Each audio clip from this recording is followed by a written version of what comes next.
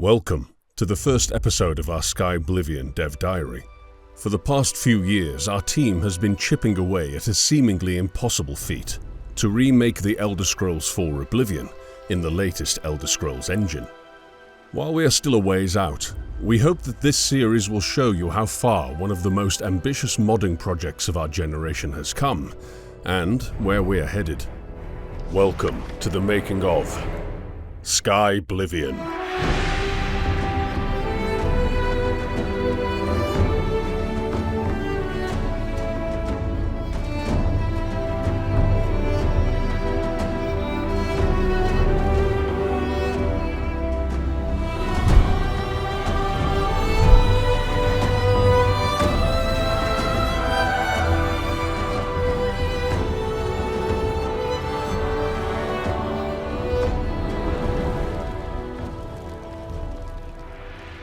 In order to understand how far we've come and what Skyblivion is, we need to go back to where it began. Skyblivion started as a one-man passion project from a well-known member of the Elder Scrolls modding community. In 2012, less than a year after Skyrim was released, a modder by the name of Zilev created a tool that converted Oblivion's data into a format that could be loaded into Skyrim. This is where the project we know as Skyblivion today drew its first breath. At the time, this tool only converted parts of the game, and Zilev was working on this by himself.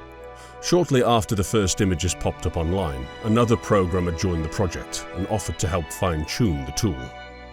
This build, if you can even call it that, we now call version 0.1. It laid the foundation for the project, but it did not look like the Cyrodiil you might remember. A lot of the data was misconverted or lost, leaving Cyrodiil a nearly empty landmass.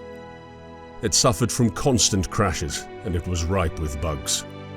With the help of some volunteers, Zilev and Monocleus created a somewhat stable build in 2014. While much of the work still remained, this build was sturdy enough for others to begin working on the project. It was around this time that Rebel's Eyes joined in order to help manage the project and build out a PR strategy. Although the first contributions to Skyblivion were made in 2012, the project didn't really take off until 2016, when we released our first trailer. With a lot more eyes on the project, our membership spiked. More resources and manpower meant the project could progress at a faster rate, and updates became increasingly more frequent.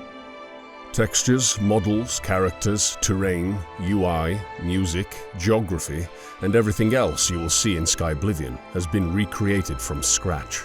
Skyblivion isn't just a prettier version of Oblivion, it's a AAA Elder Scrolls experience that our team will deliver to the community, free of charge. With a world space of roughly 57 square kilometers, or 22 square miles, our goal of recreating Cyrodiil is not an easy one. For comparison, Skyrim's world map was about 36.7 kilometers, or 14.5 square miles. One of Oblivion's most important features is its colorful high fantasy setting. No matter where you were or what time of year it was, when you hopped into Oblivion, the sun was pleasant, the grass green, and the world seemed perfect. We can assure you that fans of the original game will feel right at home in Skyblivion. However, don't expect everything to look exactly the same. From the lush green heartlands to the bleak, humid bogs of Blackwood, each region will have its own unique ecosystem, color palette, design, and feel. While we all love Oblivion, its generated world left a lot to be desired. Skyblivion will correct that. For many of Cyrodiil's regions, our team went back to the drawing board to revitalize and diversify the world. Using pre-established lore and a bit of creative license, we are crafting a vibrant, atmospheric game world that rivals that of a AAA open-world game. In order to achieve this level of detail, our 3D team has been hard at work creating a breadth of environmental assets for our landscapers to use in Cyrodiil's rebirth. Since Skyblivion is being built in the latest creation engine, we are able to push its graphical capabilities to its limits. A majority of this work is done by using the Creation Kit, a tool used to import our game models and build the environments from the ground up. As such, we are able to place more plants and assets in a single area compared to Oblivion. This means denser forests, more realistic biomes, and a more detailed world. Thanks to these technological advancements, our environment feels much richer and full of wonder as you explore the province. Our landscaping team is nearly finished with the first pass of Cyrodiil's world map. This first pass focused on the major changes to the geography of Cyrodiil, such as adding higher mountains, longer shores, larger forests, and swampier swamps. With this first pass nearing completion, we have put more time and effort into adding finer details to our overworld. One of our major goals for Skyblivion's environment is to reward exploration. As such, we have hidden treasures all over the map, in the most peculiar of places, which only the most sharp-eyed explorers will uncover. I should mention that lots of these treasures can be found following clues and signs of previous human interactions, so keep your eyes open, adventurers. Oblivion originally had a total of 2,663 interiors. Skyblivion's goal is to remake all the different types of interiors to fit their purpose in the original setting. Shops will be showing the goods on sale, guilds will reflect their cultures, houses will mirror the owner's economic status, and caves will serve a purpose, such as housing a tribe of goblins or being used as a mine by locals. Currently, we are still in the early stages of development when it comes to interiors. Our priority until now was completing our first pass of the overworld. But with that almost done, we are ramping up production on interiors. The nice thing about working on interiors is that the claims are rather small compared to the overworld claims. This means they can be divided more easily and worked on in sprints. As we speak, we are focusing on the easier locations, such as houses, inns, and shops, to get a good feel for the workflow and a general theme. Since the majority of our interiors consist of these, this is as good a place to start as any. Down the road, as more tile sets get finalized, we will be tackling more intricate locations, such as castles, dungeons, Daedric realm interiors, and quest locations, such as the beloved Dark Brotherhood Sanctuary. Oblivion had a total of 8,032 3D objects, the majority of which we need to recreate in order to ship Skyblivion. Remaking these assets is no easy feat. Luckily, we have a large team of dedicated 3D artists working on assets that range from spoons to full armor sets. Although Skyblivion is a volunteer project, we do set a high standard for the visual quality of our assets. Every asset created for the project is vital for its completion. Without clutter, our level designers will not be able to fill our shops with goods and our dungeons with loot. Creating clutter for the project sounds easy enough, but it's not as simple as creating a single spoon. Clutter claims are handed out in complete batches. This means a 3D artist is responsible for creating an entire collection of middle-class dishes and cutlery. While this may seem strange, it's important to us that all our assets feel complementary to one another. Other assets, such as weapons and armor, take a bit more planning in order to be remade. Oblivion has not aged all that well when it comes to its weapons and armors, and as such, our concept department has redesigned all of them. Weapon and armor specialists take these concepts and turn them into a 3D model. These pieces usually take a decent chunk of time, but the end result is always worth it. Clothes are another big part of the 3D department, and have a big impact on how players will experience crowded cities and noisy inns. Due to the wide variety of clothing options which can be separated into low, middle, and high classes, the player will be able to identify how rich or poor a city or district is, simply by looking at the people passing by. Our clothes are in good hands at the moment, but more help is always appreciated. Remaking the creatures of Oblivion is another major part of the project. Because you'll be fighting a lot of monsters on your adventures through Cyrodiil, we put extra care and attention into recreating them. When remaking creatures, we first come up with a nice concept based on Oblivion's original creatures, then add a twist of our own. After this stage, our 3D artists that are specialized in characters and monsters can get to work and breathe new life into the creatures we once knew. After the 3D models are finalized and approved, the asset is put into the game and tested by slaying it over and over and over. One of the biggest remaining challenges is architecture. One of Oblivion's strengths lies in its unique designs for all major cities. Every city has its own backstory and design, which we aim to preserve. As such, all cities will require a complete remake, and no one city can be the same. Architecture itself is not difficult to work on, but the claims are big, and the amount of experienced 3D artists are few. Due to this, progress in this department, although steady, can be slow at times.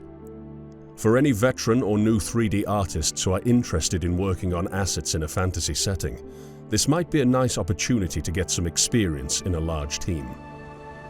Like with 3D models, Oblivion also had a huge library of textures. In order to capture Oblivion's high fantasy design, we have decided to remake our textures from scratch, as opposed to using the cooler themed textures from Skyrim. What this means is that the world will be covered in high-resolution textures for grasses, rocks, dirt, and more, with textures up to 4K in resolution, all of them trying to capture the original Oblivion feeling, but bigger and better. On top of that, we have big texture projects such as cities that will require specialized texture artists. The cities in Cyrodiil are located in different biomes and vary in wealth. As such, we try to really double down on the specific themes and locations these cities are involved with. From the wealthy and warm castle of Skingrad to the damp and rotten city of Bravil, each will have their own look and feel when we are done with them. Another part of Oblivion's aesthetic that we really wanted to somehow incorporate into Skyblivion was its iconic UI. Skyblivion needed something soft, elegant, and not as dark and Nordic as Skyrim's UI. After a few failed UI attempts, we decided to go back to the drawing board.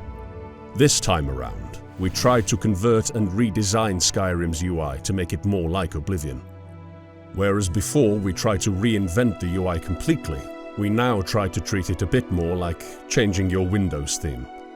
Some early sketches and drawings look pretty nice, and sooner or later we finally had a plan of action that we could start to design and implement into our game.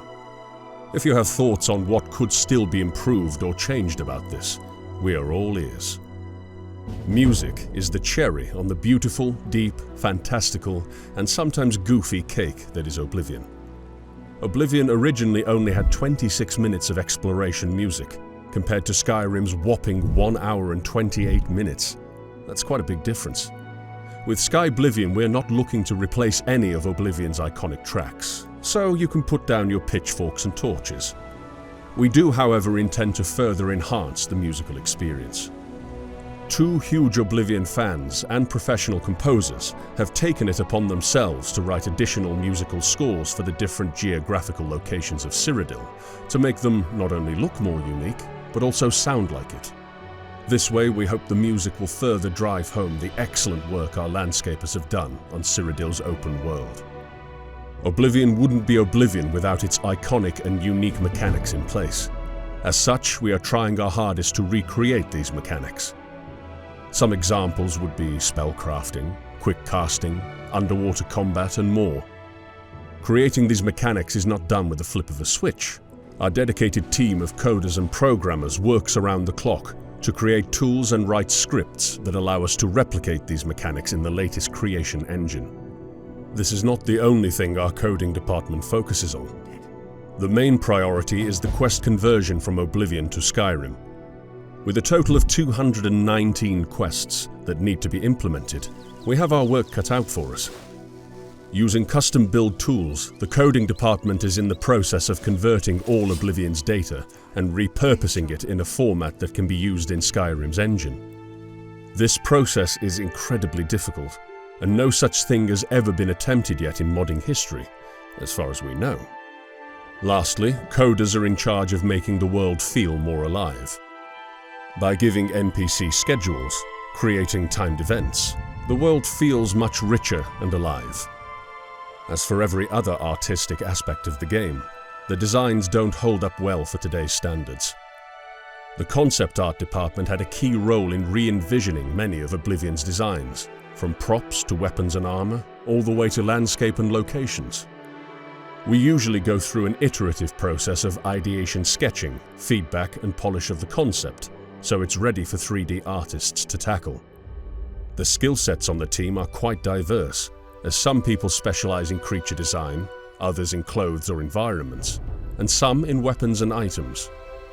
Although our skill sets are diverse, the common goal is the same: to create a high fantasy game filled with knights, beasts and monsters, as fair and beautiful as your imagination can provide. What started out as a simple side project has evolved into one of the biggest modding projects to date. Despite the massive scope of this project, we are finally seeing the end of the road, but there is still much to be done. We hope this video has given you a better idea of the work involved and how you can help contribute. Only with the Elder Scrolls modding community's combined talents can we make this happen. This is a chance for mod authors to be a part of something big, so check out our volunteer page on Skyblivion.com. We hope you continue to support us as you have been for years, and we are excited to share all we have accomplished.